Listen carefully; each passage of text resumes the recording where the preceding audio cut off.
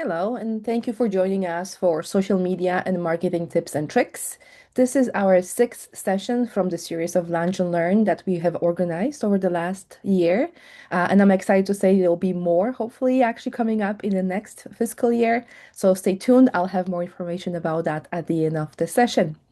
Now, just a quick information about me. If you have attended our sessions before, you have met me, or maybe even we met in person. My name is Monica. I have been with AlphaPlus for more than 25 years. I love technology and teaching, talking about technology, but it is getting harder to keep up. And even as a team working with technology, we are noticing so many different tools, features, resources that it is getting a bit harder to maintain our knowledge and make sure we're comfortable with the tools. And actually, that's one of the goals we run some of the sessions we do.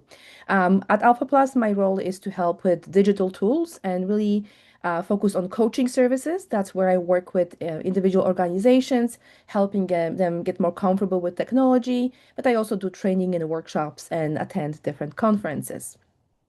Our lunch and learn sessions are really just 30 minutes. So you will see me just running through the content fairly quickly, giving you as many tips as possible. You will get the slides at the end, and you will be able to, of course, contact us if you have any questions or need more ideas, resources, or tips, or if you would like to work with us through coaching supports. The idea for Lunch and Learn came from us working with the field and some of the questions we receive as part of the work we do or emails we receive from different programs. Now, because it's only 30 minutes, we really don't have as much time to expand on everything a tool or resource we are covering can do. So really, that's why tips and tricks is some of the ideas and things we think you may find helpful. I also want to note that we are using Zoom Workplace Pro. This is an account that we use at Alpha Plus. So if you see some of the screen captures or features or tools that I mentioned during the session, that is the platform we are using. And I also use Mac operating system. So some of the images and screen captures you see will be screen captures from the Mac system. Now, why social media and marketing? And one of the reasons for that is that many programs work very hard to reach and stay connected with their clients and partners and so on. And as the technology and tools are changing, so is the way we do connect with the field and our clients. So the goal for today is to give you some ideas and mention some tools that may be very helpful to you. The very first one is Google Business Profile. I know some of you mentioned that you are using the tools, but others said that you actually have never heard of the tools before. What I want to do is kind of show you that some of the tools that you have access to are already existing potentially in the system. So if you ever go into the Chrome browser or sometimes other browsers as well, and look for an organization or information, sometimes there will be this window popping up on the right side, which is the profile of an organization you're looking at. And that is something that Google sometimes will do automatically, pulling information from your website and anything they can find online. And they will kind of generate this profile for you. But you, as an organization or as an individual, can actually go in and manage this profile so you can add more information to it. And as our exposure and people use technology more, this type of profile can be very useful and helpful in connecting with some of the new clients or programs and letting them know what you do, providing feedback, comments, suggestions, and so on, even pictures. So when you really look at that profile, you're going to see that it will have information about the name of the organization, what the organization does, website information, map directions. This profile will often show up in the search and in Google Maps when somebody is looking for something. So I want to show you how those tools work and how you can manage them as well. So as I mentioned, this profile pulls from your website and other information you can find online, but as an organization or an individual, you can actually access it and manage it. And it's a free service from Google. What it will do for you or help you with is update business hours, add posts and photos that you can share with the followers or anyone who lands on that profile. You can actually see reviews and respond to those reviews. You can also flag them and send a message to Google saying that somebody is maybe breaking the rules by posting negative reviews. You can add Q&As and a lot more. One thing to remember that anytime you update and you have that profile more complete, it will actually help with your search results as well because Google will be using that to find your program or information about your program when searching for results. You can access your Google profile in multiple ways. If you have never done one before, you can simply go to business.google.com and it will be a website where you can start setting up your profile. Or when you are looking at the profile that already exists, maybe you found that profile for your organization, but you don't manage it or you don't know who else is managing it, you can actually suggest an edit, but also own this business button will take you to a place where you can identify yourself and potentially take over or manage this profile. When I say take over, what really that means is Google will actually check who you are. It's not going to just give it to anyone. It will try to verify that you are the right person to have access to this profile. And very often they will do that by sending you potentially a postcard. And the postcard will basically check the address and identity in a way, make sure that this is the organization at that address. But also lately, they all do use phone and texting messages or email accounts. And very often, for example, if AlphaPlus is using AlphaPlus domain, it will check if the person requesting access has AlphaPlus domain in the email address. And that allows them to match the person or the organization to the website or profile that you're trying to update as well. So it's a really good way to get in and start managing your profile if you haven't done so. Now, if you get in, so you sign in into your business profile, whether you're setting up a new one or get over and manage the existing one, right in the browser, the system will open all kinds of tools for you to help you manage the profile. And that's where you can edit it, you can read and respond to reviews, add pictures, posts, and so on. It really is helpful to make sure that you actually go back once in a while. Sometimes, if you are looking for information about a store, whether it's open on a long weekend, that's where people go to update this information. And you can even download a phone app to be able to do that. But website browser is good enough to do that as well. Now, one thing that I noticed that's very interesting, and then we haven't utilized that as well, is actually you can ask for reviews. So I had programs telling me that sometimes when a client is leaving the organization, they ask for a review. And it could be a review or just feedback right on the form, but you can actually get a link to your Google profile that allows people to leave a review right on that profile.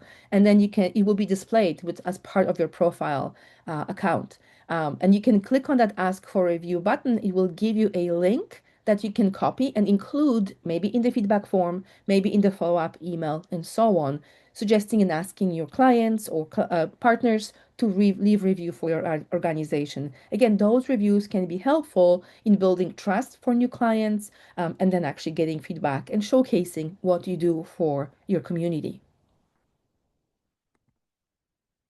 Now, with Google Business Profile, you can have different roles. And one of the tips that I really want to share is that we strongly suggest, of course, having notes and information, who is managing some of your accounts, what are the logins information, and so on, but also not being the only person managing everything.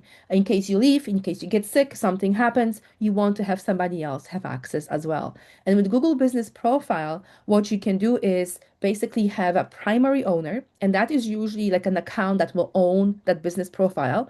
In our case, it could be a webmaster account, info account, an organizational account that stays with the organization all the time. But then you can also add additional account managers, which will be the owners. And owners will have almost the same permissions as the primary owner, but they cannot transfer ownership. So they cannot delete the primary owner. But that way they can go in and manage the account as well. And because it's a Google account, any Google account will be able to go in and manage that as well. If it's an organizational account with organizational domain, it's even easier because through the admin panel in the Google Workspace, you can set up different email accounts. One of them could be to manage some of your social media profiles, including the Google Business Profile. You can also have managers. So that's a third type of a user that can, again, come in and manage your profile, but it has more restricted permissions. So they cannot add users and so on. So if you have somebody who does your marketing, maybe even third party, you could give them access, but they cannot really take over or remove you from the profile as they go on. As part of the Google Business Profile and overall Google services, there's something called Google Ad Grants. And if you applied for Google Workspace for nonprofits as a nonprofit organization, you may notice that they told you that you have access to $10,000 a month in ad grants. So what it is basically a way for you to get free advertising space when Google is providing search results. It is usually text-based only. And what I mean by that is that when you're setting it up, you're setting it up as search ad, and it doesn't include images. It's usually just title, link, and a bit more information. So that's why I call them text-based because they really just have the text and links in it. And when they say $10,000 a month, if you break it down by day, it's around $330 per day for you to use to basically put it out there. And Google, when it thinks it should display this ad because of the location or the services you provide, will showcase that ad in the listings as well. Now, if you decide to run more than one ad, you will have to adjust the limits on the amount because it's, you cannot have the $10,000 limit per month as well. And it sounds like it's a lot, but if you run multiple ads for different campaigns, you have to adjust those amounts per day as well. Just to let you know that you don't really have to have multiple accounts and different access points for your Google Ads. When you are in your Google Business profile, as part of that, there will be a section for your Google Ads as well. And then you will get information about some of the ads that are running. If there's any updates you need to do to your account, the system will show you as well. So it's nice to know that in Google Business Profile, not only you have free access to profiling or showcasing your program in Google search results, but also you can go in and manage some of your ads in there as well. One important thing, I think it's the most important thing when you think about Google Ad Grants, which is the free ads, is to make sure that you only use it for the ad grants. So, for example, if I go to billing in our account, the system is going to tell me we don't bill you because we are applied for that as a nonprofit organization and it's part of the Google Workspace for nonprofits. If you decide to run additional ads, let's say you want to promote in more places, you may want to include pictures, videos, you want to pay for the ads that you will be running. My strong suggestion, and Google and other platforms suggest that as well, that you set up a separate account for those ads because you will be paying, you'll be connecting your credit card to it. And that way, the system separates the free ads from the paid ads by using two separate accounts overall. If you put it in here, you will add the credit card information. Very likely the system gets confused and it doesn't know which ads it's supposed to charge you for and which ones not to charge you. And it doesn't work. It doesn't work as far as I heard. Now, many of you may be noticing that when you are browsing online, more and more you will see AI reviews or overviews and information about the topic you typed in. So AI will try to respond to your question first. You do have an option to bypass AI and just look for web results, but usually that AI is there now in the Chrome browser. And the questions that come up is, are my ads influencing what AI is saying in the overview? Which basically means, is AI looking at ads when giving you information and results? And the answer is no. AI and ads are really separated. Ads do run in the browser, but they are run in a very separate kind of assigned space for ads. And they really are based on keywords that you typed in, where AI is really looking at information from multiple sources, more trusty sources, and it's really independent of all the ads that you may be paying for as well. So with that in mind, that's a big quick overview of Google products. Now I want to jump into social media.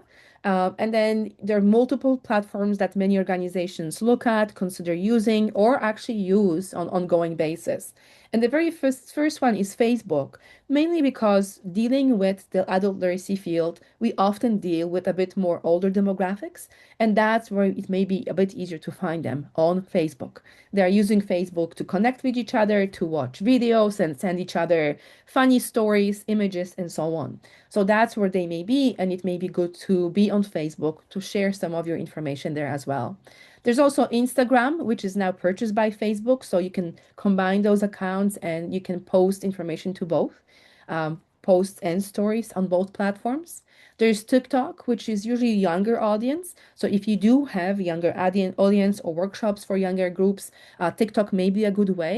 It's usually a bit more quick tips, lots of videos, lots of behind the scenes that usually would rely on video recordings. There's also LinkedIn, where you may be connecting with different partners, founders, people may be looking for your organization and information about you from more professional angle. And there's also Twitter. With Twitter, there's a bit of shift. Some nonprofits decided not to use the platform, mainly because of the different policies that came into place or the ownership for Twitter. So there's a bit of a shift in the way Twitter is being used by organizations. But the main tip for using many of those platforms is that if you have somebody who manages them, and it's fairly easy and okay to do that, you can use as many as you want. But if you have limited resources, pick a few and stick to them, stay consistent on those platforms. Now, for social media tips, I just really want to make sure that if you are posting pictures or videos of someone, make sure that you have their permission to do so. Many organizations have release forms, and then sometimes they do that once in a while. Others ask every time when they're posting pictures, or there may be even a sign in the class that says, if we are recording or taking pictures, we may be posting them on social media. So be mindful of that permission that you need to get. Also, don't include people's names, workplaces, addresses, just again to maintain somebody's privacy. And when you're using videos, see if you can do captions. If you upload your videos to YouTube, YouTube will do automatic captions for you. It's really getting good with that. Also consider larger text, contrast graphics. If you use images, use alternate text for readers if you want to use them. And then keep language plain and welcoming to make it easy for everyone. If there's too much text, people just won't read that. Okay. Now, with Facebook and Instagram, and I'm combining them because, again, many of those tools now are managed through the same platform and they're owned by Facebook. I strongly suggest that organizations have pages rather than individual profiles set up as an organization. And the difference is just also in the way Facebook gives you tools. So if it's a page, it can be managed by multiple people. It gets tools for posting messages and scheduling and so on, where the individual profile is really kind of treated as a person and it doesn't get the same tools. So if you have set up your organization as an individual profile, I strongly suggest going back and rethinking and thinking of it as a page for your organization. Pages can be managed by multiple users. So the way Facebook does it is that basically, if I have a profile on Facebook, I can set up a page and I can invite other people on Facebook to co-manage the page with me. And I always say at least two. So it could be me and my colleague or executive director and so on, somebody who is there and can manage the page. If somebody leaves, add another person. Make sure that you update those users so that your Facebook doesn't collapse in a way, because you don't want to be in a situation where your staff left and now you have this Facebook page that is out there. People can find it, but it's not being updated for the last 2, 3 years. It's just kind of lost connection with the community. One thing that I really like about Facebook is that it has something called Meta Business Suite. So again, because we set up the page as an organization, automatically Facebook says, okay, you're a business, you're an organization, we're going to give you those tools. And the tools will have a planner to help you schedule your posts.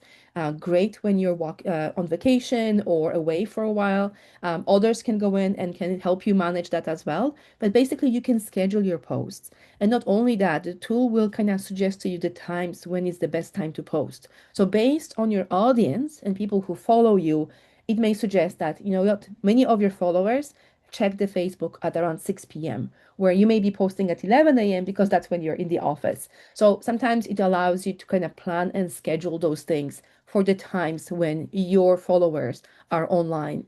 You can also connect Instagram, so you don't have to go to two platforms to create posts. You can do both right through the Meta Business Suite. It has a lot of analytical tools, information on how many visits you got, how many clicks you got. It also allows you to manage responses if people comment or ask for help. It can allow you even to create like an autoresponder so that the system responds first and then you can follow up when you get notification that somebody is asking a question or commenting on your post. And also Facebook has ads, paid ads. but you can manage them through that platform as well. So here's a very quick screen capture of our Meta business page. It is very busy. When you look at the content, it takes a while to kind of get used to it. Sometimes they update and change that, so it's good to go back and review it once in a while. But what I really wanted to show is that when you look at the that page, you will see that you can go and edit your Facebook page, you can edit your Instagram profile. You could get the verified badge. They charge for that. So there's a fee. So as a nonprofit organization with limited resources, we really don't want to be paying, so we are not verifying. But if you wanted to, you could. You can see different tools to help you create content if you would like. There's also some guidelines and tips from Facebook on what you may want to do. But also there's marketing content with the posts and schedule and so on. So all that is included in your business plan, business suite for Facebook. One of the planner tips that I want to share, and really that's where I like the tool, is that scheduling. Because you can go in and when you schedule, you can see everything online. The system tells you if it's a Facebook or Instagram post. They could be the same content, they could be different content, but it allows you kind of manage that and see what's being scheduled.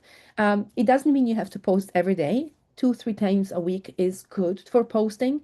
It allows you to give it a bit of a breather. But I also know organizations who go in and just plan for a month, and then have all those entries added. So if that's easier for you as an organization, why not? A lot of you have been asking about hashtags, and I kind of want to touch on that as well. Um, they really help you organize the content. So I think of them as labels or tags in a way. So it allows you to kind of help organize the information. And then just as an example, I went to Google and I said, here's our hashtag, AlphaPlus Tech Tips. What will you find out about that? And if you look at the results, you will see it will give you information that AlphaPlus is using this hashtag. What are we using it for? Give you examples of some of the posts, including that information as well. Within the social media, that hashtag is also helpful to find information around the same context. However, with the new tools, AI tools specifically, you will notice that it's the hashtags are not used as much and they can be very confusing. So the question is, should I be using hashtags or not? And really, the answer is that they will still help you. So really, three, four hashtags max. You don't need to do a lot of them. In the past, people would do like 20 hashtags in Instagram, but you really don't need to do that anymore because the system scans keywords, not hashtags as well. So you will get a lot of help and support from the systems, even without hashtags, but they can really help you narrow down or group information in a specific way. So for example, if I use LarryCon as a hashtag, that is something that's common in our field. Very often when people will click on that hashtag, they will see other posts from the field as well. But if I just use FYI, anyone general can actually post and use that very often. So the content you will be finding will be very mixed and often not related to our community. Now, one thing that I also heard is camel case hashtags, which is hashtags where you will use uppercases for words. And very often people will use that for to actually help people and also our automated screen readers read the content. So if you look at the hashtag with caps, Google Business Profile Tips, it's a bit easier for us to differentiate because the capital letter opens a new word for us. But if I look at that hashtag without anything, without no caps, it's much harder for me as a person to even know where the word ends and when the new one starts. I have to really spend some time deciphering this long hashtag. Now, for the systems, for the algorithm that use hashtags, it doesn't matter. Anytime you will use a hashtag, even camel case hashtags, systems will actually make it into lowercase to organize it. And an example would be get set hashtag. As you can see, we use our get set in a very specific way. But when I search for that on Instagram, it automatically made it lowercase. And then not only I was getting some literacy responses, but also information about workshops and training and other organizations who may set up their programs and call them Get Set. So you have to be careful and mindful of the fact that the hashtag sometimes may not work in the way we kind of expect them to work. Okay. Now, one thing that I also want to highlight is AI. AI can be extremely helpful in organizing and building your social media tools. And what I did is I went to a co-pilot and I said, I want to create a series of 5 social media posts about online safety. They should help teachers get more comfortable and safe online. 5 social media posts. And this is what I got. The first post was about strengthening your digital confidence, content, points, even hashtags. The system did all that for me. So this is the first one. The second one is identify red flags quickly. And again, content, also a lot of emojis. So if you ever look at posts and see a lot of emojis, you could consider that they may have been created using AI. Another one, fourth one, and fifth one. So the system created all that for me right within the AI Copilot. Now I got all that, and then the system at the end asked, okay, here are the posts, here are the suggestions. Do you want to get images for that? So I said, sure. Create matching graphics for each post. That was my prompt as the second step. The system created image and stopped, asking me, your first matching graphic is ready. I can generate the remaining four in the same style, or please confirm the following. And what it's asking me is, okay, it could be the graphic or series the way I generated it, or I can also make it more colorful and bold. I can also make it classroom themed or minimal and professional. And I just have to type in a choice, A, B, C, or D, to get Copilot to do more work for me. I'm choosing B, and the system takes the same content I had on the graphic, but I really see how much brighter and colorful that graphic is. So it generates the next graphic and says, hey, the second post is ready with brighter graphics. I can generate more within the same style, or do you want me to do something else? And I can work with the Copilot to help me generate more content, more images, customize it as much as I want. Now, as part of the responses from Copilot, one of the tips it gave me is like, hey, I can also help you create a month-long content plan if you would like. So I said, sure, create month-long content plan on teacher online safety. That's exactly what the system said they can do for me. I'm asking it to do it. So that's my third prompt. And the system breaks it down by week and by day, giving me tips and ideas what I could cover in my month-long plan. Not only that, I go back and I said, okay, now that I have this plan, generate full text for the first 7 days of post. So if I go back just for a second, you can see it gives me a tip and what I could cover. And in the next page, when I go in, it actually starts building on that and giving me the content as well. Mind you, again, with emojis. This is content in right in Copilot. It's something I can actually edit and adapt as well. These are just screen captures I took to show you, but all that is in Copilot and you can go back and then edit it over and over. So that is AI helping you build social media posts, create graphics, and organize plans for the future as well. So AI can be very helpful. So as you're going in and building some of your social media tools, consider AI as your assistant as well. The last thing I want to show you is a Canva. And many of you are using Canva right now. You have accounts. We always suggest if you're a nonprofit organization, apply for Canva for nonprofits because you will get it for free. And as part of that, it is somebody is asking if it's similar to Pro. It kind of is. It gives you access to kind of tools that will have a crown, which is paid tools for regular accounts. But as a nonprofit, you will actually get access to those for free. And then you can generate all kinds of graphics and images in it that you could use for social media. So let's say I said, I want to create an Instagram post on math, and it gives me all kinds of suggestions. Let's say Happy Pi Day or activities I can do. If I don't like what I see here, you can even go and say Canva and I, which is built in into your Canva. And then I can prompt Canva AI to generate new graphics for me using their AI tools as well. So it's very, very specific and it can do a lot for you.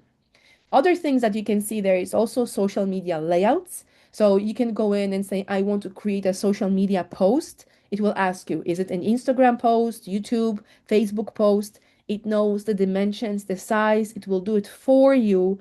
And you just go in and decide on the content you want to add. So that's a really good way to build your social media platforms, especially where you can customize, you can bring your logos and so on. And then the last one is the content planner. It's new for me. I'm also just learning about that. But what it will do is, let's say I want to go in and say, oh, on the 16th is a family day. I'll add it to that planner. And not only the system will add it to the calendar to remind me, it allows me to add my social media post text if I want, but also create a design or use a template and build on that design. So it's something that you can use and organize right in Canva. Now, there's content we covered about Canva in a previous Lunch and Learn, so I really suggest you go back and review it as well if you want. But one tip that I would like to highlight is the brand section. So when you have Canva for nonprofits, you can bring in your logos, your colors, and the system will keep them for you. So when you design, you can bring in your fonts and your colors all the time. And that's it for me for Lunch and Learn. Thank you for joining in today. I really suggest that and invite you to share your feedback on our session and what we covered today. If there are other questions, feel free to contact me. I will be happy to connect with you. Also, to let you know, we will do more Canva in our next Lunch and Learn session. We had lots of requests about Canva. They just recently announced they are doing Canva for education. And that account is usually just available right now for school boards and organizations and schools K-12. However, our nonprofit accounts that we have access to give us access to many of those tools and templates, even courses. So I want to highlight that for you in the next Lunch and Learn on April 7th. So I invite you to join me and learn more. But also we have more workshops and PD training sessions coming up. One is enhancing literacy skills with visible thinking routines. Another one is create an online learning site. So we invite you to register for those. They're coming up soon, co-hosted by my colleagues Tracy and Guylaine. And for the visible thinking routines, we'll also have external guests presenting. So join us, participate, and let me know if there's anything else we can do. Thank you so much for participating today, and I look forward to connecting with you in the future.